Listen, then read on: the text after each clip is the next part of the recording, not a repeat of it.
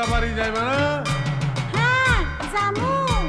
তাহলে একটু সাজগোজ করো, লোকে দেখবো। কি দিয়া সাজুন? এইবার কিছুই তো দিলা না। কেমনে দেমু? এবার পূজা বোনাসও পাইলাম না, তোমারেও কিছু দিতে পারলাম না।